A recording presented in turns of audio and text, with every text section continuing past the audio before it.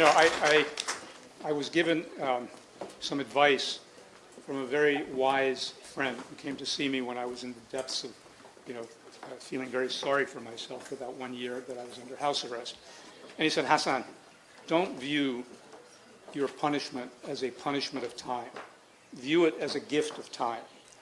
Do all of the things that you've always said you wanted to do but never had the time to do. Read, write, exercise, teach, think. So when I went to prison, from the first day that I walked in, I had a discipline.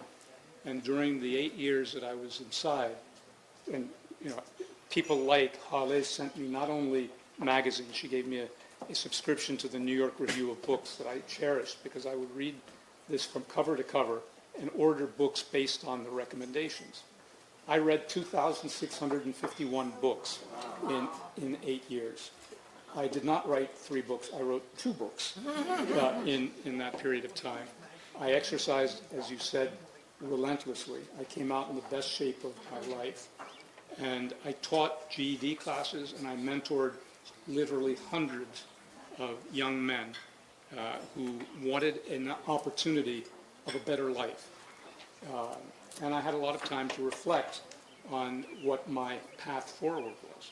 So going back to Hale's question, that's what made me realize I have an opportunity to have a voice in criminal justice reform. And so when I was in prison, I contacted people in the Democratic universe and got them in touch with people who were working on the legislation that ultimately became the First Step Act. And we actually wrote legislation in prison that ended up being in the act that allowed us to get out early. And Russell was there. I would be called upon every morning when we had meetings to give reports on what the status of the legislation was, because there were always rumors that this was going to happen, then it didn't happen, then it would be happening again, then it didn't happen again. So I felt very gratified that I was able to use those years of political involvement to actually some positive good.